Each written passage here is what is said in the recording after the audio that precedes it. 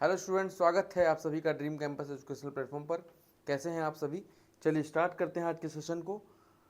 आज के सेशन का जो पहला टॉपिक है वो है पश्चिम एशिया संकट, अमेरिका इजराइल बनाम ईरान।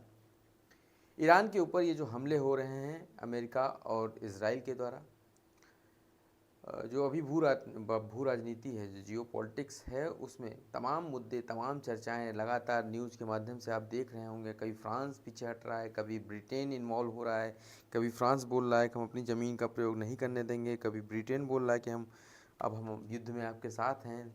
क्या कुछ चल रहा है। कहीं भारत का स्टैंड आता है, भारत का स्टैंड नहीं आता है। भारत के स्टैंड की लोग डिमांड करते हैं, लोग मांग कर रहे हैं कि भारत का कुछ न कुछ रणनीतिक स्टैंड आना चाहिए, कुछ न कुछ प्रतिक्रिया होनी चाहिए। भले ही वो रणनीतिक रूप से ना हो, नैतिक प्रतिक्रिया एटलीस्ट तो होनी ही चाहिए। तमाम जो मुद्दे हैं उन पे हम चर्चा करेंगे आपके साथ। सबसे पहले ये समझिए कि ईरान को जिस तरह से दिखाया जा रहा है, जिस तरह से आप तक खबरें पहुंच रही हैं, वो एक प्रोपेगेंडा का हिस्सा हो सकता है। अर्थात ईरान इतना कमज़ोर नहीं है जितना उसको दिखाया जा रहा है। कि जैसा अमेरिका ने सोच रखा था कि उनके जैसे ही खामनेई की हत्या करते हैं, असैसिनेशन जैसे ही खामनेई को असैसिनेट करते हैं ये, वैसे ही ईरान की जनता, ईरान के लोग, ईरान के जो शीर्ष उसके बाद के नेता रहेंगे, सब सरेंडर हो जाएंगे। और IRGC जो है, जो इनका सैन्य ग्रुप है, ये सब अपना सरेंडर कर देंगे और हमारे आगे झुक जाएंगे। लेकिन ऐसा नहीं हुआ। ईरान को पिछले 45 साल से ईरान ने इसी चीज़ की तैयारी करके रखी थी कि जब अमेरिका इस तरह का हमला करेगा तो हमें किस तरह की प्रतिक्रिया देनी है। कुछ लोग कह रहे हैं कि जैसे अभी हिंद महासागर क्षेत्र में अमेरिकी पनडुब्बी का होना, और होना ही मात्र नहीं, अमेरिकी पनडुब्बी द्वारा एक ऐसे विमान पर, एक ऐसे सैन्य विमान पर हमला किया जाना टॉर्पीडो के माध्यम से, जो भारत का एक आप कह सकते हैं कि मेहमान था। भारत उसका मेज़बान था। वो मेहमान जब अपने देश को लौट रहा था तो उसके ऊपर टॉर्पीडो से, अंतर्राष्ट्रीय जल क्षेत्र में टॉर्पीडो से हमला होता है और वो जहाज़ वहीं डूब जाता है। अब मुद्दा ये है कि इसको किस तरह से आप देखते हैं। इसको देखने की दो चश्मे हो सकते हैं। एक चश्मा ये कि भारत की ये जिम्मेदारी तो नहीं बनती है, क्योंकि वो एक सैन्य विमान था, तो सैन्य विमान खुद की आत्मरक्षा में सक्षम होते हैं। एक सैन्य विमान को गाइड नहीं किया जाता, या ये कहिए एक समय सैन्य विमान के लिए पायलट की आवश्यकता नहीं होती है, इसको कोई गार्डिंग करे। सैन्य विमान स्वयं में सक्षम होते हैं, अपनी सुरक्षा करने के लिए सक्षम होते हैं। तो अगर दूसरी बात यह है कि ये जो विमान जिसे मारा गया है, जिसे डुबोया गया है, जो नौसेना का विमान है, इसको अंतर्राष्ट्रीय जल क्षेत्र में डुबोया गया है, भारतीय क्षेत्र में नहीं। लेकिन अब बात करते हैं दूसरे पक्ष की। जो दूसरा पक्ष है वो ये कहता है कि ये जो हिंद महासागर का क्षेत्र है, इसका नाम ही रखा गया है हिंद महासागर। यानी हिंद कौन है? हिंद है, मैप नहीं है पीछे, ठीक है, अभी मैप आपको दिखाते हैं। हिंद महासागर मतलब कि हिंद का जो, हिंद का महासागर यानी भारत देश का महासागर है वो। और भारत की जो नेवी है अंतर्राष्ट्रीय स्तर पर इन चीज़ों को क्लेम भी करती है कि हम हिंद महासागर के सबसे बड़े रणनीतिकार हैं। और कई मौक़ों पर इंडियन नेवी ने ये करके दिखाया है कि हम हिंद महासागर के सच में सबसे बड़े खिलाड़ी हैं। लेकिन अमेरिकी पनडुब्बी का भारतीय जल क्षेत्र के आसपास होना, तो इसमें दो तरह के प्रश्न उठते हैं। पहला ये कि क्या भारतीय नेवी को या भारत को ये बात पता थी कि अमेरिकी पनडुब्बी यहाँ पर है? अगर नहीं पता थी तो आप ये समझिए, ये मान सकते हैं आप कि कहीं न कहीं सर्विलांस में हमारे कमी है। एक परमाणु पनडुब्बी हमारे आसपास एरिया में है। इस तरह से आप समझिए कि अगर भारत पे ही किसी को हमला करना हो और वो अपनी परमाणु पनडुब्बी लेकर इतना नज़दीक आ जाए और हमको पता नहीं चलता उस चीज़ की।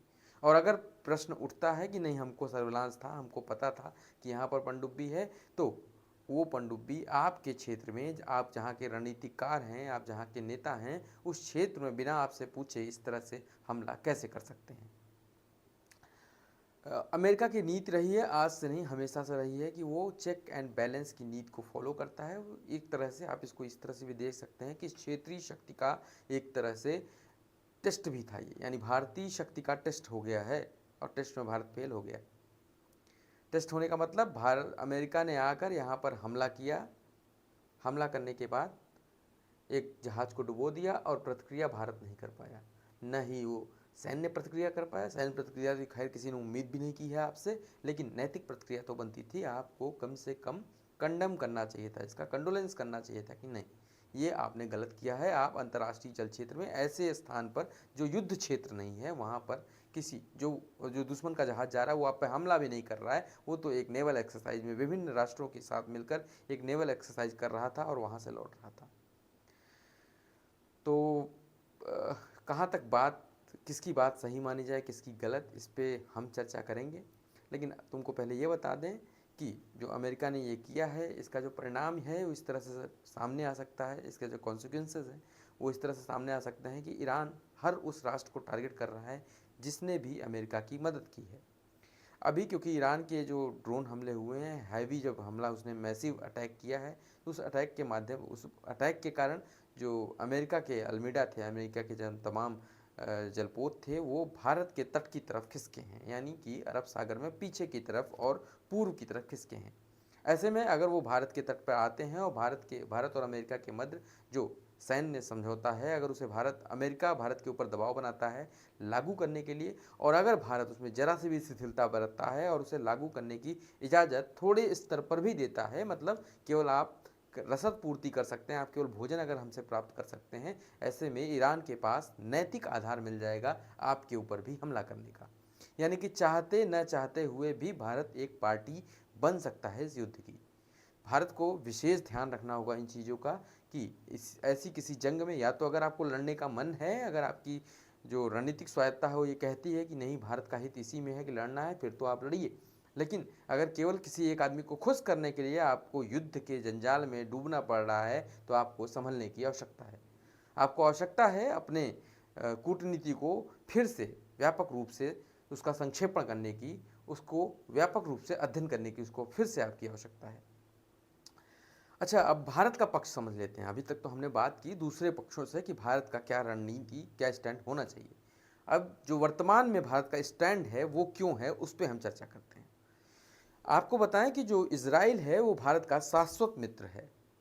हर समय जब भी भारत को आवश्यकता हुई है, इजराइल ने, चाहे वो 1971 की जंग हो, चाहे कारगिल का वार हो, और परमाणु परीक्षण के समय अमेरिकी प्रतिबंधों का हवाला देकर जब पूरी दुनिया भारत से कट रही थी, उस वक्त भी कारगिल जैसे युद्ध में भारत को हथियार मुहैया कराने का काम इजराइल ने किया था।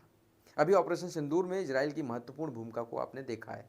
तो एक ये पॉइंट है जिसकी वजह से भारत इस युद्ध से दूर हट रहा है, इस युद्ध पर कमेंट करने से बच रहा है। जायज़ भी है कहीं न कहीं, अगर आपकी नेशनल पॉलिसी है, आपकी जो राष्ट्रीय कूटनीति है, अगर उसका हित किसी चीज़ से सत्ता है तो कोई भी राष्ट्र उसी दिशा में कार्य करेगा। अगर इजराइल आपके लिए हर मौके पर खड़ा मिला है आपको, जबकि उसका पर्सनल इंटरेस्ट नहीं होता है वहाँ पर, तब भी वो आपके साथ अगर खड़ा हुआ है और उस व्यक्ति के विरोध में जाकर वो खड़ा हो जा रहा है जिसका वो सबसे बड़ा मित्र है, मतलब अमेरिका के विरोध में इजराइल 1971 में खड़ा था, भारत के साथ था, अमेरिका की तमाम पाबंदियों के बाद भारत का वो सपोर्ट कर रहा था। ऐसे में अगर कोई ऐसा मित्र दुविधा में पड़ा हुआ है, उसे ज़रूरत है आपकी, आप उसकी मदद नहीं कर सकते हैं तो एट लीस्ट कम से कम आप उसको समस्या भी तो ना पैदा करें। ये इस तरह के परिप्रेक्ष्य हैं जिनकी वजह से भारत चुप है। और भी कुछ रीजन हैं जिनकी हम आपसे चर्चा करने वाले हैं। 370 आर्टिकल 370 पर कई बार ईरान ने भारत को घेरने का प्रयास किया था। तो आप इसको इस तरह से समझिए कि अगर जैसे अभी ऑपरेशन सिंदूर हुआ, तो जो ऑपरेशन सिंदूर के समय ईरान का जो बयान था वो बैलेंसिंग का था, यानी वो पाकिस्तान और भारत के साथ बैलेंसिंग की नीति को फॉलो कर रहा था, जबकि इजराइल हमारे पक्ष में खुलकर समर्थन दे रहा था। तो अब आप बताइए, अगर फिर से युद्ध की स्थिति बन गई है तो एक राष्ट्र जो हमें खुलकर समर्थन दे रहा था, हम उसे अगर समर्थन नहीं दे पा रहे हैं तो कम से कम हम उसके साथ सहानुभूति तो रख सकते हैं। ये तो एक कारण रहा भारत की तरफ से, भारत की जो विदेश नीति इस आधार पर काम कर रही है। दूसरी बात यह है कि भारत ने चाबहार में जो तमाम इन्वेस्टमेंट किया था वो इन्वेस्टमेंट बेकार सा हो रहा है ईरान में। बेकार सा क्यों हो रहा है? क्योंकि ईरान की जो गवर्नमेंट है वो भी उस पर बहुत इंटरेस्ट नहीं ले रही थी। तो भारत को एक नए रूट की आवश्यकता है। आपको हम लगातार क्लास में पढ़ाते रहते हैं इस उत्तरी पथ के बारे में। तो इस गलियारे को सक्षम बनाने के लिए भी आपको इजराइल और अरब राष्ट्रों की आवश्यकता है। दूसरी बात यह, ईरान एक राष्ट्र है मध्य पूर्व का, जबकि पश्चिम एशिया का, माफ़ कीजिएगा, पश्चिम एशिया का ईरान एक राष्ट्र है जिसके हित में अगर आप बोलते हैं तो आप खाड़ी के अन्य राष्ट्रों से, खाड़ी के अन्य राष्ट्रों से आप अपने आप विरोधी बन जाते हैं जिनके ऊपर ईरान हमला कर रहा है। यानी कि आपको सबके साथ संयमित रहना है। अगर आपको संयमित रहना है तो आपको क्या करना चाहिए, आपको बीच का रास्ता चुनना चाहिए। लेकिन यहाँ पर आपके पास वो भी विकल्प नहीं है बीच का रास्ता चुनने का भी। तो आपको इसको इस तरह से समझना चाहिए कि ये भारत की रणनीतिक स्वायत्ता को चुनौती देने वाली बात नहीं है, ये एक विवेकपूर्ण निर्णय है जो समय के साथ लिया जाता है। अभी बहुत से लोग पुरानी बातों को लेकर खड़े हो जाते हैं कि भारत कभी ऐसा नहीं करता था, भारत हमेशा स्वयं स्टैंड लेता था, कभी गलत चीज़ के अच्छा बोलता था। लेकिन आपको बताएं कि जो मल्टीपोलर वर्ल्ड ऑर्डर तैयार हो रहा है, इसमें ज़रूरत है आपको मजबूत साथियों की। काम नहीं चलेगा आपका ये कहने से कि हम तो देखो भाई विश्व गुरु बनना है आपको और केवल शंख लेके काम चलेगा, नहीं, आपको तलवार उठानी पड़ेगी। और तलवार किसी न किसी हित में, किसी न किसी पक्ष में आपको उठाना पड़ेगा। कुछ और चीज़ आपको बताते हैं, कुछ और बहुत छोटे छोटे फैक्ट बताते हैं, आप रिलेट करिएगा इनको, बस आप खुद उत्तर पा जाएंगे। भाई इस ईरान को लड़ाने के लिए, इस ईरान को प्रोवोक करने के लिए कि नहीं तुम अमेरिका और इजराइल से जंग मोल लो या अरब कंट्रीज से जंग मोल लो, सबसे बड़ा उत्तरदायी कौन है? वही चीन, वही रूस। जो जिन लोगों ने इसको प्रोवोक किया है, जिन लोगों ने इसको तैयार किया है, जिन लोगों ने इसकी कस्में खाया करते थे कि अगर तुम पे कुछ होगा तो हम वहाँ खड़े मिलेंगे, वो लोग तो मध्यम मार्ग का प्रयोग कर रहे हैं। और आपकी जनता, आपके लोग, यानी हमारे देश के भारतवासी ये उम्मीद करते हैं कि हम स्टैंड लें ईरान के लिए। खुद इस चीज़ को समझिए कि जिन लोगों ने उन्हें हथियार दिया है, जिन लोगों के पास क्षमताएं भी हैं और जो अमेरिका के कट्टर दुश्मन माने जाते हैं, दो ध्रुव हैं एक दूसरे में, वो अमेरिका के विरुद्ध नहीं बोल रहे हैं और आप जाकर वहाँ लोढ़ा लेना चाहते हैं। आपके देश के लोग ऐसा चाहते हैं कि आप ऐसा करें, यानी एक ईरान के लिए आप पूरे मिडिल ईस्ट को खो दें, आप पूरे खाड़ी देशों को खो दें, साथ में आप अपना एक मित्र इजराइल खो दें, अमेरिका खो दें। लेकिन ज़रूरत है मानवता पर भी बात करने की। तो इजराइल को अभी एक हमला हुआ, हमने देखा 160 बच्चियों की कब्र खोदने की एक फ़ोटो आई, बड़ी ही हृदय विदारक वो फ़ोटो थी।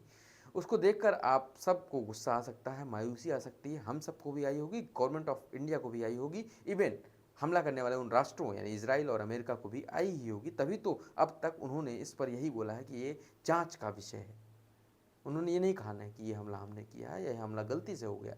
उन्हें भी इस पर दुख होगा, लेकिन युद्ध में कई बार नतीजे अलग होते हैं, कई बार इन्फॉर्मेशन गलत होती है। पूरा जो खेल है ये है इन्फॉर्मेशन वॉरफेयर का। आपको बताएं, झूठी और गलत खबरें भी फीड की जाती हैं जिससे युद्ध को कमज़ोर या मजबूत किया जा सके। इसको आप ईरान के दृष्टिकोण से अगर देखेंगे तो ईरान ने संभवतः, ये कोई क्लेम नहीं है, संभवतः कोई ऐसी व्यवस्था बनाई हो, किसी इस तरह से रूट से उन राष्ट्रों तक जो हमलावर राष्ट्र हैं उन तक ये खबर पहुंचाई हो कि इस स्कूल में किसी विशेष प्रकार के लोग हैं जिन पर आपको हमला करना है। ठीक वैसा ही आप रिलेट करिएगा। ऑपरेशन जब हमने पुलवामा के बाद हमला किया था, जब पुलवामा के बाद हमने अटैक किया था, एक ऑपरेशन जारी किया था, तो हमने एक स्कूल, एक मदरसे पर बमबारी की थी। तो मदरसे पे बमबारी करना हमारी आवश्यकता थी, हमारे अस्तित्व को चुनौती थी वहाँ पर, क्योंकि उस मदरसे में जो लोग रह रहे थे वो कोई पढ़ने वाले बच्चे, छोटे बच्चे नहीं थे, वो टेररिस्ट थे। तो कई बार जो दुश्मन राष्ट्र होता है रणनीतिक रूप से ऐसे स्थानों को अपना अड्डा बनाने का प्रयास करता है जहाँ पर इस तरह के अस्पताल हो या स्कूल हो, इस तरह के अड्डों को अपना स्थान बनाते हैं छुपने के लिए। तो इस तरह की कोई गलत हो सकता है, कोई गलत इन्फॉर्मेशन जानबूझकर वहाँ पहुँचाई गई हो ताकि बच्चों को मारा जाए और बच्चों को मारने के बाद वैश्विक रूप से इस पे दबाव बनाया जा सके। ये तो हो गई बात ईरान की तरफ से। ये एक कारण हो सकता है कि ईरान ने ही हमला करवाया हो, क्योंकि जब ये बात करते हैं अंतर्राष्ट्रीय राजनीति की, जब हम बात करते हैं कि इन दो देशों के बीच युद्ध की, तो उसमें ये जो खुफिया तंत्र है, जिसे आप समझ सकते हैं, कई बार चर्चा उठी ना कि कुछ डॉक्टर्स, उसने इजराइल ने कुछ डॉक्टर्स तैयार कर दिए गए जिसने खामनेई जैसे अन्य लोगों के, नेताओं के दांतों में कुछ माइक्रोचिप्स लगा दी जिनसे उनकी ट्रैकिंग अनिवार्य हो गई। इसके सिवा और भी बहुत सारी बातें आती हैं कि एक जनरल को पकड़ा जा रहा है कि जब भी हमला होता है उसके कुछ मिनट पहले वो जनरल वहाँ से आसानी से निकल जाता है। ये सब चीज़ें भी इसमें इन्वॉल्व हैं। दूसरी बात, अब बात करते हैं इजराइल की तरफ से, तो हो सकता है ये हमला गलती से निशाना चूक सकता है। कई बार ऐसा होता है, निशाना चूक जाता है, हमला कहीं और का कहीं और भी हो सकता है। तो ये सब बातें होती रहेंगी। अंतर्राष्ट्रीय मीडिया इसको देख रहा है, यूरोपीय यूनियन देख रहा है। यूरोपीय यूनियन के कुछ सख्त संदेश जो अमेरिका को अभी मिले हैं, वो निश्चित रूप से आने वाले समय में, भले ही अमेरिका ये वाला युद्ध जीत जाता है, लेकिन आने वाले समय में वो देश यानी विदेश को, यानी पूरे संपूर्ण पृथ्वी पर जो एक छत्र राज कर रहा था, यानी कि वो अपने कमांड जो है, अपना कंट्रोल जो है संपूर्ण राष्ट्र से यानी पूरे पृथ्वी से खो देगा। युद्ध जीत कर भी वो हारा हुआ व्यक्ति बनने वाला है अमेरिका। कैसे मैं ये बात कर पा रहा हूँ, तो मैं इसको इस बिहाफ पे कर पा रहा हूँ कि आप देख रहे होंगे अभी ग्रीनलैंड पे जिस तरह से यूरोपीय यूनियन इकट्ठा होता है और अमेरिका को पीछे हटने पे मजबूर करता है। यूरोपीय यूनियन के अंदर ये कॉन्फिडेंस आता है कि हाँ, इस तरह का कार्रवाई कर कर हम अमेरिका जैसे दोगले राष्ट्र को रोक सकते हैं। ऐसे में जब ज़रूरत पड़ती है, अभी इराक युद्ध हुआ था कुछ एक दशक पूर्व, जब इराक का युद्ध होता है, इराक पर भी अमेरिका ने इसी तरह का आक्षेप लगाया कि इनके पास केमिकल वेपन्स हैं जिससे ये बहुत बड़ा अनर्थ कर सकते हैं। ऐसे में जब यूरोपीय राष्ट्रों ने उनका समर्थन किया, अमेरिका के साथ हमला किया, इराक को नेस्तनाबूद किया, खंजर कर दिया इराक को, तो बाद में जब उनके पास कोई ट्रेस नहीं मिले कि उनके पास केमिकल वेपन थे, तो अमेरिका ने कहा कोई बात नहीं, तेल के कुएं हमारे। अच्छा, जो पार्टी बने थे, England party, France party, Germany party, उनको कुछ नहीं मिलता है, अमेरिका सारे तेल के कुएं अकेले ले जाता है। उन लोगों को इस चीज़ का आभास अब हो चुका था, उन्हें अपनी गलतियों का आभास था कि अमेरिका केवल उनका प्रयोग करता है। जबकि जब बात आती है नाटो की, कि नाटो के किसी, आप नाटो को ही धमका रहे हैं कि हम ग्रीनलैंड ले लेंगे, आप नाटो को बोल रहे हैं कि आप सब लोग को भोगना पड़ जाएगा इसके लिए। इन्होंने स्पेन को धमकी दे दी, स्पेन को धमकी दे दी। उस वक्त जर्मनी के चांसलर वहाँ बैठे हुए थे, ट्रम्प के साथ बैठे हुए थे। उसी समय उन्होंने स्पेन को धमकी दे दी कि स्पेन बहुत जल्दी बड़े बड़े टैरिफ देखने वाला है या बहुत बड़ा नुकसान चुकाने वाला है। उस वक्त तो कुछ नहीं बोल सके, लेकिन बाहर आते ही उनकी यूनिटी इकट्ठा हुई और उन्होंने संयुक्त वक्तव्य जारी किया कि स्पेन के साथ पंगा मतलब यूरोप के साथ पंगा। इधर फ्रांस अलग से बोल ही रहा है कि अब हम भी न्यूक्लियर वेपन बनाएंगे, हम बताएंगे भी नहीं कि हम कितना न्यूक्लियर वेपन बना रहे हैं। ऐसा नहीं कि फ्रांस के पास न्यूक्लियर वेपन नहीं है, न्यूक्लियर वेपन है, लेकिन बहुत लिमिटेड उन्होंने रख रखा है। तो उन्होंने क्लेम किया है कि अब हम बनाएंगे भी और अमेरिका तुमको बताएंगे भी नहीं कि हमारे पास कितना न्यूक्लियर वेपन है। आपको बताएं कि द्वितीय विश्व युद्ध के पूर्व ये जो राष्ट्र हैं, फ्रांस, जर्मनी, इंग्लैंड, ये सब एक तरह के नेता हुआ करते थे। इनके अंदर जो खून है वो अपनी जो उनकी पूर्व गरिमा है उसको जोड़ कर देख सकते हैं आप कि अब इनका खून खौल रहा है कि हम किसके पुछलग्गू बन रहे हैं। तो इस तरह से मैंने आपको बताया कि अमेरिका ये युद्ध अगर जीत भी जाता है तो बहुत कुछ अमेरिका खोने वाला है और बहुत कुछ अमेरिका खो देगा। अब बात जीत हार की करते हैं कि कैसे डिसाइड होगी कि जीता कौन और हारा कौन, तो आपको बताएं ये युद्ध ठीक वैसा ही चलेगा जैसा यूक्रेन और रूस के बीच चल रहा है। अमेरिका के बस की नहीं है, अमेरिका की जो फौजी जो पैदल सेना है, जिसे हम थल सेना के रूप में जानते हैं, उसके अंदर इतना बूता नहीं है कि वो ईरान में उतर सकें, और बिना ईरान में पैदल सेना के उतरे ईरान पर कब्जा नहीं हो सकता है। ठीक वैसा ही जैसे इजराइल इतना दिन से कोशिश कर रहा है, लेकिन पैदल सेना उसने थोड़ा मूवमेंट भी किया, लेकिन बहुत जल्दी उसे पीछे आना पड़ा। पैदल सेना का मूवमेंट आसान नहीं होता है। विश्व की समस्त सेनाएं पैदल की थल सेना के रूप में लड़ने में सक्षम नहीं है। अगर सबसे सक्षम सेना की बात करेंगे कि थल सेना में कौन सी दुनिया की सबसे सक्षम सेना है, तो हमारे देश की सेना, भारतीय सेना, दुनिया में पैदल सेना के रूप में, थल सेना के रूप में सबसे सक्षम सेना के रूप में जानी जाती है। हम हर तरह से थल में लड़ाई करने में सक्षम हैं। हमने कई बार पहाड़ों पर, नदियों पर, जंगलों में ये लड़ाई करके दिखाई है कि हम कितना सक्षम हैं। केवल टेक्नोलॉजी ही डेवलप नहीं करनी होती है, आपको भौगोलिक कारकों पर भी ध्यान देना होता है। चलिए अब बात करते हैं पश्चिम एशिया संकट की, अमेरिका इजराइल संघर्ष की। फरवरी 2026 से पश्चिम एशिया में संघर्ष तेजी से बढ़ रहा है। नीति निर्माताओं, रणनीतिक विशेषज्ञों और भारतीय नागरिकों के लिए संकट समझना अनिवार्य है। अच्छा, हमने एक चीज़ की चर्चा आपसे छोड़ दी जो बहुत इंपॉर्टेंट था। हमारे देश के लाखों लोग अरब कंट्रीज़ में रहकर कुछ काम धाम करते हैं, अपनी नौकरी पेशा उनका यहीं पे है कि यहीं पर वो रहते हैं। तो ईरान के पक्ष में अगर भारत बयानबाजी करता है तो इन राष्ट्रों के द्वारा वहाँ पर रह रहे भारतीयों पर प्रतिबंध लगाया जा सकता है या उन्हें निकाला जा सकता है। जब उन्हें निकाला जाएगा तो यही लोग जो आज कह रहे हैं कि भारत बोल क्यों नहीं रहा, भारत बोल क्यों नहीं रहा है, तब यही लोग बोलने आएंगे कि देखो भारत इस तरह की सरकार रहते हुए इस तरह के लोगों को निकाल दिया गया है। तो ये भी एक पक्ष है, इन पर ध्यान रखिएगा। इसलिए मिली जुली जो आप सिचुएशन देख पा रहे हैं उसका कारण यही है कि भारत को या भारतीय जो कूटनीति है उसको हर चीज़ें देखनी है, अपने हित को उन्हें सर्वोपरि रखना है कि भारत का हित जिसमें है हम वो करेंगे। अच्छा, आपको बताएं कि कोई आदर्शवाद नहीं होता, खासकर कूटनीति में कोई आदर्शवाद नहीं होता। जब देश की बात आती है तो चाणक्य ने भी देश की रक्षा के लिए किसी भी तरह के दुरुपयोग, किसी भी तरह के अनुपयोगी या दुरुपयोगी कार्य को करने की हिदायत दे रखी है। यानी ऐसी प्रैक्टिस, जो वर्ड की ऐसी प्रैक्टिसेस हैं जिनको आप निगेटिव मानते हैं, जिन्हें आप नकारात्मक मानते हैं, आप उनका प्रयोग भी कर सकते हैं। जैसे किसी को विष देना, विष देकर मार देना, उस समय की हम बात कर रहे हैं।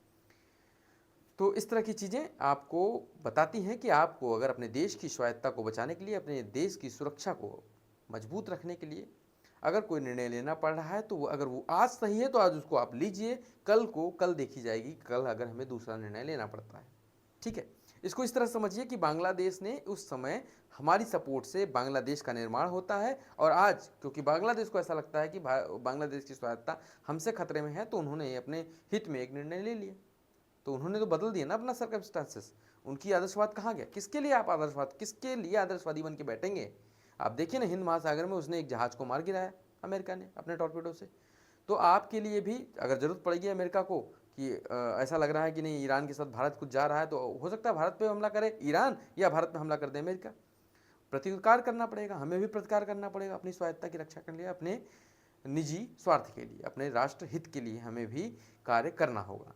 तो उसी दिशा में हम कार्य कर रहे हैं। अगर भारतीय वर्तमान सरकार को ऐसा लगता है कि ये निर्णय हमारे हित में है, तो हम उसे ले रहे हैं। अब जहाँ तक बात दबाव की है, तो बहुत सारे दबाव हैं। हमारे बगल का जो पिछलग्गू है अमेरिका का, उसकी हालत देख लीजिए सब कैसी है। वो तो न इधर का हो रहा है न उधर का हो रहा है, हम तो एटलीस्ट खड़े तो हैं। और आज की बात बताएं, आज की खबर है कि हमारे मिस्त्री साहब जो हैं, विदेश सचिव जो हैं, वो ईरानियन एम्बेसी में आज गए थे और उन्होंने वहाँ पर कंडोलेंस लिखा है खामनेई के लिए। यानी कि जैसे ही हमला हिंद महासागर में हुआ, देखिए अब तक भारत शांत था, एकदम शांत था, बिल्कुल शांत था। उसने शायद इजराइल से उसे मिला होगा उससे कि प्लीज़ आप मत बोलिएगा बीच में, तो मोदी उस दिन गए भी थे। जैसे ही लौट के आते हैं हमला शुरू होता है, तो भारत एकदम शांत था। लेकिन जैसे ही भारतीय क्षेत्र में या भारतीय संप्रभुता को चुनौती मिलती है, भारत के हिंद महासागर क्षेत्र में एक अटैक होता है, तो भारत के तुरंत विदेश मंत्री, माफ़ कीजिएगा, विदेश सचिव जाकर खामनेई के कंडोलेंस लिखते हैं एक हफ्ते बाद। लेकिन ये मैसेज है कि देखो भाई, ये नहीं करना है तुम्हें, ये इस तरह की दबाव और रणनीति है। इसको इस तरह से जोड़ के इस पर हम विस्तृत बहुत सारी बात कर सकते हैं, पूरा सेशन इस पर बात कर सकते हैं, इतनी बड़ी बात है। लेकिन फिलहाल आगे बढ़ते हैं, संघर्ष की पृष्ठभूमि की बात पहले करते हैं और संघर्ष में किस तरह के हथियारों का प्रयोग किया जा रहा है। अच्छा, अभी नई नई खबर आ रही है, पूरा दौर सोशल मीडिया का है भाई। और सोशल मीडिया पे क्या चल रहा है कि ईरान ने ज़मीन में प्लेन बना दिया है, तो उस पर हमला कर रहा है अमेरिका, हज़ारों की अपनी लाखों करोड़ों डॉलर की मिसाइल बर्बाद करते रहा। तो आपको बताएं, ये कोई नई बात नहीं है यार। मतलब ये युद्ध की रणनीति का हिस्सा हमेशा से रहा है। सेकेंड वर्ल्ड वॉर में लकड़ी की तोपें बनाकर रखते थे कि आपका गोला बारूद बराद हो, आप लकड़ी की तोपें गिरा दो। प्राचीन काल में इन चीज़ों का जो छद्म युद्ध है, इसको प्रयोग किया जाता था। तो ये कोई नई चीज़ नहीं है, तो सब करते रहते हैं, सब करते रहते हैं। अभी हाल में ऑपरेशन सिंदूर में कुछ क्लेम ऐसे हैं कि भारत ने भी एक नकली रफेल की एक पूरी टोली पाकिस्तान की तरफ भेजी थी। पाकिस्तान ने उन नकली रफेलों को मार के गिरा भी दिया और क्लेम किया कि रफेल मारे गए हैं। हमने दिखाया 26 जनवरी को गणतंत्र दिवस पे अपने, कि वही रफेल जिसे वो क्लेम कर रहे थे गिर गया है, उसे हमने उड़ा के दिखाया। तो आप समझिए ना इस चीज़ को समझिए कि इतना ज़्यादा पैनिक करने की भी ज़रूरत नहीं है। जिस तरह की चीज़ें सोशल मीडिया पे चल रही हैं, सब चीज़ों को देखिए, लेकिन ऑब्जर्व करिए अपने तरीके से। संघर्ष की बात करते हैं तो संघर्ष का केंद्र फरवरी 2026 में अमेरिका और इजराइल की संयुक्त टीम ने, संयुक्त सेना ने सैन्य कार्रवाई के बाद ईरान ने क्षेत्रीय सहयोगियों हिजबुल्ला, हूती, ये जो विद्रोही हैं, ये छद्म युद्ध के मास्टर हैं। ये सब किसके पोषित हैं? ये ईरान के पोषित हैं सब। हिजबुल्ला हो गया, हूती हो गया, इराकी मिलिशिया हो गए, ये सब के सब ईरान पोषित हैं और छद्म युद्ध में माहिर हैं।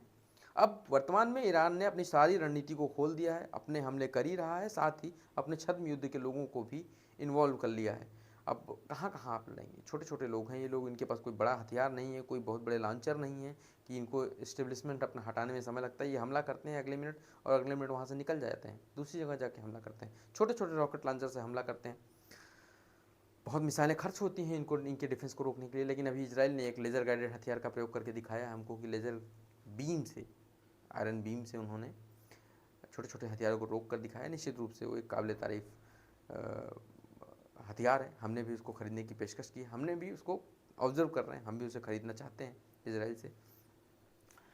बात है अप्रत्यक्ष भागीदारी की, तो प्रत्यक्ष भागीदारी में तो भाई ये सब हैं ही, मतलब ईरान है, इजराइल है, अमेरिका है।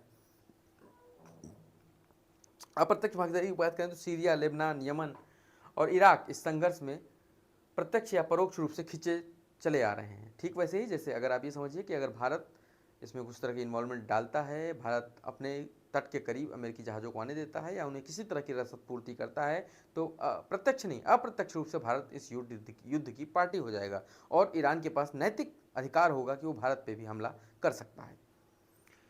जैसे भारत के पास अभी जब ऑपरेशन सिंदूर में जब तुर्की ने पाकिस्तान की मदद की तो भारत के पास ये अधिकार था, नैतिक अधिकार था कि भारत तुर्की पर हमला किसी भी स्तर पर कर सकता है।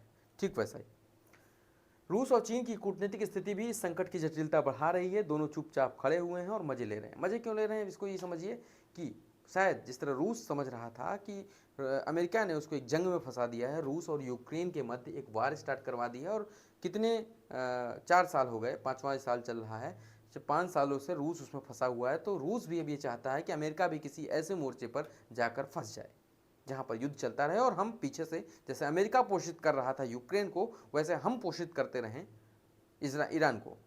ठीक वैसा ही कार्रवाई ये चीन और रूस मिलकर कर रहे हैं। ईरान को पीछे से पैसा, धन, टेक्नोलॉजी और हथियार प्रोवाइड कर रहे हैं और बोल रहे हैं कि मारो बेटा मारो, और अमेरिका फंसता चला जा रहा है इस दुष्चक्र में। इसको इस तरह से समझिए। ठीक है, स्ट्रेट ऑफ हार्मुज पर खतरा विद्यमान है। स्ट्रेट ऑफ हार्मुज को बंद करने की बात की है ईरान ने, लेकिन ईरान के हालांकि जो नौसैनिक विमान हैं उनको तहस नहस कर दिया गया है अमेरिका द्वारा। फिर भी क्योंकि ये एरिया बहुत छोटा है, लगभग 38 किलोमीटर का, 50 किलोमीटर से कम दूरी का एरिया है, इसलिए ऐसे क्षेत्र में सिग्नल को यानी कि बाधित किया जा सकता है और रास्ते को बाधित कर रोका जा सकता है, शिपमेंट को, कार्गो को रोका जा सकता है। तो ईरान उसी चीज़ की धमकी देता है, उसको कर भी रहा है। लेकिन अभी ईरान का हालिया बयान आता है कि कुछ राष्ट्रों के लिए ये बाध्यता नहीं है, कुछ राष्ट्रों के जहाज़ यहाँ से निकल सकते हैं। तो हो सकता है भारत को भी इस चीज़ का लाभ मिल सके या न मिले, ये देखने वाली बात होगी। अगर लाभ नहीं मिलता है तो आप उस चीज़ को रिलेट कर सकते हैं कि ईरान ने ये समझ लिया है कि भारत अमेरिका का कहीं ना कहीं साथ दे रहा है। ठीक है, लाल सागर में शिपिंग बाधित, वैश्विक तेल बाजार में उथल पुथल मचा हुआ। भारत में एक रिपोर्ट आ रही है मीडिया पे कि 25 दिन का ही तेल रिजर्व हमारे पास बचा हुआ है। कई शहरों में जिलाधिकारी द्वारा 2 दिनों का पेट्रोल पंप बंद था होली के समय पे, 1 दिन का 2 दिन का पेट्रोल पंप बंद कर दिए गए थे। अब देखिए आने वाले समय में क्या होता है। पेट्रोल की कीमतों में $90 तक की वृद्धि हो सकती है प्रति बैरल। ठीक है, चलो आगे बढ़ते हैं। भारत पर प्रभाव, भारत की ऊर्जा सुरक्षा पर महत्वपूर्ण एक विरोधी प्रभाव पड़ने वाला है। 60% जो वैश्विक ऊर्जा की आपूर्ति वो इसी क्षेत्र से हुआ करता था हमारा। भारत के कुल तेल आयात का लगभग 60% पश्चिम एशिया से आता है। किसी भी बाधा का सीधा असर भारत की ऊर्जा सुरक्षा पर पड़ेगा। $90+ संभावित कच्चा तेल के मूल्य हमने आपको बताया कि $90 प्रति बैरल के ऊपर जा सकता है। 90 लाख से अधिक प्रवासी भारतीय इन खाड़ी राष्ट्रों में रहते हैं, जिनके ऊपर भी असर पड़ सकता है अगर भारत किसी तरह की प्रतिक्रिया देता है या भारत कोई स्टैंड लेता है। पॉजिटिव और निगेटिव दोनों एस्पेक्ट यहाँ पर काम करते हैं। भारत के लिए केवल कूटनीति नहीं बल्कि एक अस्तित्ववान ऊर्जा चुनौती है। वैकल्पिक ऊर्जा स्रोतों, रूस, अफ्रीका और घरेलू उत्पादन को मजबूत करना भारत के लिए एक महत्वपूर्ण उपयोगी कार्य होगा। इस दिशा में भारत रिन्यूएबल एनर्जी की तरफ आगे बढ़ ही रहा है। अमेरिका ने भारत की फिर से एक स्वायत्तता और रणनीतिक स्वायत्तता को चुनौती देते हुए एक बार आदेश पारित कर दिया है कि आने वाले 30-40 दिनों तक भारत रूस से तेल खरीद सकता है। आप सोचिए कि क्या एक व्यक्ति के पास इतने अधिकार होने चाहिए कि एक राष्ट्र को कब क्या करना है वो ये बताएगा। भारत को भी इस पे एक स्टैंड लेने चाहिए, अपनी स्ट्रेटजिक ऑटोनॉमी को बजाते हुए अपने स्ट्रेटजिक इकोनॉमी और स्ट्रेटजिक ऑटोनॉमी दोनों में बैलेंस जोड़ना चाहिए। आपको भी अपना स्टैंड क्लियर करना होगा, आपको अपनी सेल्फ डिपेंडेंसी बढ़ानी होगी, क्योंकि कल आने वाला समय जब इस तरह के अगर आपके ऊपर भी युद्ध थोपा जा सकता है। इनके भी छद्मवेशी लोग हैं। ये छोटू बैठा हुआ है, ये छोटू, ये बड़ा छद्मवेशी है। अमेरिका कभी भी इसका सपोर्ट करके भारत पर हमला करा सकता है और ये तो इस चाल में बैठा ही हुआ है कि कब भारत के ऊपर हमला हो और कब हम इनको पोषित करने लगे। उधर से अमेरिका पोषित कर रहा है, इधर से ये पोषित करने को तैयार है। तो अगर भारत के ऊपर भी युद्ध थोपा जाता है तो भारत की रणनीतिक स्वायत्ता को किस तरह की चुनौती मिलेगी। अगर उस चुनौती से आपको बचना है तो आपको अभी अपने रणनीतिक महत्व को स्थापित करना होगा। अमेरिका के साथ अगर भारत जाता है तो ईरान का विरोधी बनता है। अगर इजराइल के साथ जाता है तो रक्षा उपकरण, साइबर सुरक्षा और कृषि तकनीकी में सहयोग प्राप्त होने की संभावना है। ईरान के साथ जाता है, चाबहार बंदरगाह के माध्यम से मध्य एशिया तक पहुंच सुनिश्चित हो सकती है। रणनीतिक महत्व के कारण संबंध सक्रिय रखना आवश्यक है। आपको बताएं, अगर रजीम चेंज होती भी है तो शायद ये कहीं ना कहीं भारत के हक में भी हो सकता है। लेकिन सबसे ज़रूरी चीज़ क्या है? सबसे ज़रूरी चीज़ है स्टेबिलिटी, स्थिरता आना, शांति होना सबसे आवश्यक है। हो सकता है क्योंकि बहुत दबाव में हैं ये लोग, अगर इस दबाव को ये नहीं संभाल पाते हैं तो हो सकता है भारत के ऊपर यानी ईरान के ऊपर कोई रणनीतिक हमला हो जाए, यानी न्यूक्लियर अटैक अगर होता है तो उसका जो प्रत्यक्ष असर होगा वो तो ईरान पर होगा, लेकिन जो परोक्ष असर होगा वो भारत के ऊपर होने की संपूर्ण संभावना है। इससे भारत को अपनी स्ट्रेटेजिक ऑटोनॉमी को भी बचाना होगा। यही वो जल क्षेत्र है जहाँ पर उस जहाज को मार गिराया गया अमेरिकी टॉर्पीडो द्वारा। वो यहाँ से होते हुए ईरान को जा रहा था। एक सैन्य विमान था, उसके पास अपनी टेक्नोलॉजी थी, अपनी स्वयं की सुरक्षा करने की क्षमता थी, इसलिए भारत ने बयान दिया है कि भारत एक सैन्य विमान को कैसे गाइड कर सकता है। कोई किसी को गाइड नहीं कर सकता, वो भी जब युद्ध का क्षेत्र है। आप रुक सकते थे, बेशक भारत ने ये नहीं कहा कि नहीं अब तुम चले ही जाओ, उन्होंने डिसाइड किया कि हमको जाना है, तो उनके साथ ये हुआ। आओ चलो आगे बढ़ते हैं। सुखोई 30 MKI दुर्घटनाग्रस्त होता है। कल शाम 7:30 बजे लगभग एक सुखोई 30 हमारा दुर्घटनाग्रस्त हो जाता है। अब इसके पीछे कॉन्स्पिरेसी चीज चल रही है, एक थियरी चल रही है कि भारत ने 2 दिन पूर्व इस विमान को बेचने के लिए समझौता करता है एक राष्ट्र से, और 2 दिन बाद इस तरह का एक दुर्घटना हो जाती है। इस दुर्घटना को लोग हनी ट्रैप से जोड़कर देख रहे हैं कि कहीं ना कहीं हनी ट्रैप जैसी साजिश समझ में आ रही है। कुछ रिपोर्ट्स ऐसा बताती हैं कि इसमें कुछ हनी ट्रैपिंग हुई है, मतलब किसी ऐसे व्यक्ति ने विमान को प्रभावित किया है, चाहे वो इलेक्ट्रॉनिक रूप से प्रभावित किया हो, चाहे फिजिकल रूप से प्रभावित किया हो, जिसकी वजह से ये दुर्घटना घटी है। इस दुर्घटना में दो मजबूत पायलटों की मृत्यु हो गई है, 2 पायलट शहीद हो गए हैं। अच्छा, जब ये घटना क्योंकि असम में हो रही है, जब ये किसी राष्ट्र की सीमा पर इस तरह घटनाएं होती हैं तो कई बार इस चीज़ की शंका जाहिर की जाती है। अभी भारत का एक तेजस क्रैश होता है, अभी ये दूसरा ये हमारा महीने भर के अंदर सुखोई 30 MKI क्रैश हो रहा है। तो ये संभावना व्यक्त की जाती है कि कहीं पड़ोसी राज्य ने कोई ऐसे हथियार का डेवलपमेंट तो नहीं किया जिसका वो पायलट परीक्षण कर रहा था हवाई जहाज़ के ऊपर, और हमारा जहाज़ कंट्रोल खो बैठता है उससे। ये सब बातें जब ऑरेंज बैग से निकल के चीज़ें सामने आएंगी तो पता चल पाएगा। लेकिन अभी हमने 2 जवानों को शहीद कर लिया है, अपने खो दिया है हमने। स्क्वाड्रन लीडर अनुज वायुसेना के अनुभवी अधिकारी रहे हैं। अच्छा, स्क्वाड्रन लीडर का जो पद होता है, ध्यान रखिएगा, आर्मी में इसे मेजर रैंक का अधिकारी कहते हैं। ये भी कई बार परीक्षाओं में पूछा जाता है कि ये वाला जो पद है वो आर्मी में किस पद पे है या नौसेना में किस पद का है। तो स्क्वाड्रन लीडर है वो आर्मी में मेजर रैंक का अधिकारी होता है, जबकि फ्लाइट लेफ्टिनेंट पूर्वेश दुर्गरकर की आप बात करते हैं, ये ऑपरेशन सिंदूर में भी इन्होंने भाग लिया था, बहुत ही अनुभवी पायलट हैं। ये जो पद होता है फ्लाइट लेफ्टिनेंट का, ये भारतीय सेना के कैप्टन का पद होता है, कैप्टन के इक्विवेलेंट पद होता है। ठीक है, चलो आगे बढ़ते हैं।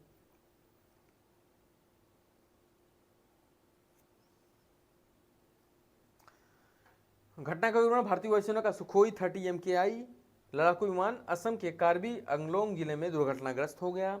विमान जोरहाट से उड़ान भरने के बाद रडार का संपर्क खो बैठा। रात 7:42 पर विमान जोराहाट से लगभग 60 किलोमीटर दूर क्रैश हुआ। यह एक प्रशिक्षण उड़ान पर था, ट्रेनिंग सॉर्टी पे था। सॉर्टी ध्यान रखिएगा, कई बार टर्मिनोलॉजी आपसे पूछ सकते हैं। सॉर्टी का मतलब होता है जब विमान उड़ान भरने के क्रम में होता है उसे बोलते हैं सॉर्टी पे है, उड़ान भर रहा है। ठीक है, जिस तरह हमने तेजस की सॉर्टी को इस वक्त क्लोज कर दिया है, तेजस को हमने ग्राउंडेड कर दिया है। अभी जो तेजस की दुर्घटना हुई ना, जो रनवे पर वो आगे की तरफ निकल गया और हादसा हो गया, हालांकि पायलट सुरक्षित बच गए उसमें, तो उन्होंने इस वक्त भारतीय वायुसेना ने तेजस को ग्राउंडेड कर दिया। ग्राउंडेड करने का मतलब, सेना में अगर किसी विमान को ग्राउंडेड किया जा रहा है इसका मतलब उसकी उड़ान पर प्रतिबंध लगा दिए गए हैं, तब तक जब तक ये वाला सेंशन उसके ऊपर से हटाया नहीं जाता। ग्राउंडेड किया क्यों गया? ग्राउंडेड किया गया है उसकी तकनीकी जांच के लिए, या आखिर किस तरह की समस्या आ रही है। अभी हमने दुबई में अपना एक तेजस खोया था, दूसरा तेजस हम अब खो देते हैं। ठीक है, चलो आगे बढ़ते हैं। रक्षा मंत्री राजनाथ सिंह ने दोनों शहीद पायलटों के परिवारों के प्रति गहरी संवेदनाएं व्यक्त की हैं। भारतीय वायुसेना ने कोर्ट ऑफ इंक्वायरी की आदेश पारित कर दिया है कि हम इसकी जांच करेंगे। रायसीना डायलॉग, नई दिल्ली में रायसीना डायलॉग जो है वो नई दिल्ली में आयोजित रायसीना डायलॉग भारत का सबसे प्रतिष्ठित वैश्विक भू राजनीतिक मंच है। इसमें 100 से अधिक देशों के नेता, राजनयिक, सुरक्षा विशेषज्ञ, उद्योग जगत के प्रमुख शामिल होते हैं। पश्चिम एशिया संकट और वैश्विक स्थिरता, इसके मुद्दों की हम बात कर रहे हैं। भारत ईरान द्विपक्षीय बातचीत, ग्लोबल साउथ की एकजुट आवाज़, AI तकनीक और जलवायु नीति इसके प्रमुख मुद्दे रहे हैं। रायसीना डायलॉग भारत के वैश्विक एजेंडा निर्माण में सक्रिय भागीदारी के रूप में स्थापित करता है, न केवल एक उपभोक्ता के रूप में। यानी भारत भी एक पार्टी है, भारत भी भागीदार है, केवल उपभोक्ता नहीं है। क्योंकि कई राष्ट्र ऐसा सोचते हैं कि भारत के पास एक बड़ी पॉपुलेशन है, भारत को एक उपभोक्ता एक बाजार की तरह ट्रीट करना चाहिए। लेकिन भारत मानता है कि अब वो भागीदार यानी एक पार्टी बनने में सक्षम है और उसे पार्टी अगर आप टेबल पर बैठाएंगे तो ही डिस्कशन आगे बढ़ सकता है, तो ही सम्मिलित जो जिसे आप कहते हैं समावेशी विकास, सभी का विकास की बात करते हैं, वो संभव हो सकता है। आज की खबर है रासीना डायलॉग से ही ईरान के विदेश सचिव, ईरान के उप विदेश मंत्री ने ये बात कही है कि अमेरिका हमारे ऊपर युद्ध थोप रहा है। अमेरिका अगर ये सोचता है कि हम कमज़ोर हैं तो ये अमेरिका का भ्रम है। अमेरिका की विभिन्न रिपोर्ट्स आती हैं जो बताती हैं कि अमेरिका के हथियार बहुत तेज़ी से कम हो रहे हैं। हालांकि उन्हीं में से कुछ रिपोर्ट्स, हालांकि ये भी एक तरह का स्ट्रेटजिक मतलब कि साइकोलॉजिकल वॉरफेयर का हिस्सा हो सकता है। अमेरिका की पहले एक रिपोर्ट आती है, कल की डेट में बीबीसी से शेयर करता है कि अमेरिका के जो हथियार हैं बहुत तेज़ी से कम हो रहे हैं, बहुत तेज़ी से उनकी संख्या घट रही है। आने वाले हफ्ते डेढ़ हफ्ते में कई राष्ट्रों में, कई देशों में जहाँ पर अमेरिकी हथियार तैनात हैं, वहाँ पर उनकी टेक्नोलॉजी कम हो सकती है, खत्म हो सकती है। आज दूसरी रिपोर्ट आती है जिसमें यह बताया जाता है कि ईरान की तरफ से जो हमले हो रहे थे उसमें 83% की ड्रोन हमलों में और 80% की बैलिस्टिक मिसाइल हमलों में कमी आई है। इसका मतलब ईरान के पास भी हम जो मिसाइलें हैं वो खत्म हो गई हैं। आप मुझे ऐसा नहीं लगता है, ईरान ने बहुत बड़ा जखीरा बना कर रखा है। ये साइकोलॉजिकल वॉरफेयर का हिस्सा हो सकता है, क्योंकि कल एक न्यूज़ आ गई थी जिसने अमेरिका को कमज़ोर किया था, तो अमेरिका ने वो दूसरी न्यूज़ दूसरे माध्यम से सेपरेट की है, दूसरे माध्यम से सर्कुलेट की है कि ईरान के हथियार तो 80% खत्म हो गए, उनके पास बस 20% ही बचे। ठीक है, चलो आगे बढ़ते हैं। भारत की नई विदेश नीति इंटरेस्ट बेस्ड, हमने आपको बताया इंटरेस्ट बेस्ड डिप्लोमेसी अब हम कर रहे हैं। हमारा हित जहां है वहां हम कार्य कर रहे हैं। हम नहीं देख रहे हैं कि केवल अब हमें वसुधैव कुटुंबकम यानी नैतिकता के मार्ग पर चलना है। हमारे लिए भी कोई नहीं खड़ा होता है कभी जब हम नैतिकता की बात करते हैं। जब हमारे सेना पर, जब हमारे लोगों पर पत्थर बरसाए जाते हैं, हम पर हमला होता है, तो किसी राष्ट्र का मुंह नहीं खुलता है, तो हमसे क्या ही उम्मीद कर सकते हैं। भारत की पुरानी नीति क्या थी? गुटनिरपेक्षता की नीति, आदर्शवादी दृष्टिकोण, मूल्य आधारित कूटनीति हम थे। हमारा बदलाव का समय है और अभी हम ओआरएफ और एमईए विश्लेषकों के अनुसार बहुआयामी जुड़ाव और राष्ट्रीय हितों को केंद्र में रखा गया है कि हमारा हित कहाँ है ये बताओ। जहाँ हित होगा वहाँ जाएंगे, फिर बाद का बात देखेंगे। बाद हो सकता है उस तरफ हित जाए तो उस तरफ भी चले जाएंगे। ठीक है, नई रणनीति क्या है? इंटरेस्ट बेस्ड डिप्लोमेसी, ऊर्जा, व्यापार और रणनीतिक स्वायत्ता को सर्वोच्च प्राथमिकता दी गई है। ऊर्जा को प्राथमिकता है कि हमारी ऊर्जा आपूर्ति नहीं बाधित होनी चाहिए, हमारी रणनीतिक स्वायत्ता को कोई चुनौती नहीं देता हुआ प्रतीत होना चाहिए, और हमारे व्यापार को किसी भी तरह से बाधित नहीं किया जाना चाहिए। ये हमारी कूटनीति का जो प्रथम अध्याय है। इसी क्रम में भारत ने जो अब तक यानी 28 से हमला हो रहा है और अब तक हम किसी भी तरह का कंडोलेंस खामनेई की मृत्यु पर नहीं करते हैं, लेकिन जैसे ही हिंद महासागर में एक घटना घटती है अमेरिका द्वारा, हम तुरंत जाकर कंडोलेंस रजिस्टर पर अपना रिकॉर्ड दर्ज कर देते हैं। इसका मतलब हमने एक मैसेज दिया है, एक छोटा मैसेज है, ये कूटनीति का मैसेज ऐसे ही दिए जाते हैं। ठीक है, चलो आगे बढ़ते हैं। भू अर्थशास्त्र, पश्चिम एशिया युद्ध का वैश्विक प्रभाव आप जान ही रहे हैं किस तरह से समुद्री व्यापार मार्ग प्रभावित हो रहे हैं, तेल आपूर्ति श्रृंखला बाधित हो रही है और वैश्विक वित्तीय बाजार किस तरह से बाजार गिर रहे हैं, ये सब तो प्रभाव बनेंगे ही। सोना किस तरह से महंगा हो रहा है। जनगणना 2027 की शुभंकर प्रगति और विकास, इसको ध्यान रखिएगा। प्रगति एक लड़की का नाम है और विकास एक लड़के का नाम है, ये दोनों शुभंकर हैं। जनगणना 2027 के प्रगति के बारे में है, ये महिला शुभंकर हैं। देश की प्रगति और नारी सशक्तिकरण का प्रतीक। जनगणना में महिलाओं की सक्रिय भागीदारी को प्रोत्साहित करने के लिए प्रगति को चुना गया है, जबकि विकास को चुना गया है। राष्ट्रीय विकास और समावेशी जनगणना का प्रतीक। इन दो प्रतीकों का उद्देश्य है हर नागरिक जनगणना प्रक्रिया से जुड़ाव महसूस कर सके। जनगणना 2027 भारत की पहली डिजिटल जनगणना होने वाली है जिसमें लोग स्वयं से अपना डाटा दर्ज करने वाले हैं। राज्यपालों में बदलाव, तमिलनाडु और पश्चिम बंगाल में राज्यपालों की नई नियुक्ति होती है। हालांकि इसके सिवा बिहार में और अन्य लगभग 9 जगहों पर राज्यपालों की नई नियुक्ति होती है। आने वाले विधानसभा चुनाव से इसे जोड़कर देख सकते हैं। नाम एक बार देख लीजिए, बाकी के नाम भी देख लीजिएगा। ये दो महत्वपूर्ण हैं क्योंकि यहाँ पर विधानसभा चुनाव होने वाले हैं। तमिलनाडु, यहाँ पर कौन बन रहा है? राज्य में टीएमसी केंद्र सरकार के बीच नए राज्यपाल की नियुक्ति राजभवन की भूमिका को पुनर्परिभाषित करती है। 2026 चुनावी वातावरण इसे और संवेदनशील बनाता है। राज्यपाल की नियुक्ति संवैधानिक रूप से केंद्र सरकार का विशेषाधिकार है, लेकिन राजनीतिक परिप्रेक्ष्य में इसे केंद्र राज्य संबंध से जोड़कर देखा जाता है। ठीक है, समझ में आ रहा है ना? और बात करते हैं अब महाराष्ट्र का एंटी लव जिहाद विधेयक। महाराष्ट्र ने एंटी लव जिहाद विधेयक पारित किया है, ले आया है। इसे कुछ ही समय में लोग पारित कर लेंगे। अच्छा, इनका उद्देश्य क्या है? इनका उद्देश्य है, विधेयक का स्वरूप की बात करेंगे तो महाराष्ट्र कैबिनेट ने एक विधेयक को मंजूरी दी है जो धर्म परिवर्तन से जुड़े विवाहों को नियमित करेगा। इसका उद्देश्य बलपूर्वक या धोखाधड़ी से किए गए धर्म परिवर्तन को रोकना बताया गया है। समर्थकों का तर्क है कि महिला सुरक्षा और धार्मिक स्वतंत्रता की रक्षा करना है, जबकि आलोचकों का कहना है कि अंतर धार्मिक विवाह पर अनुचित प्रतिबंध लगाया जा रहा है।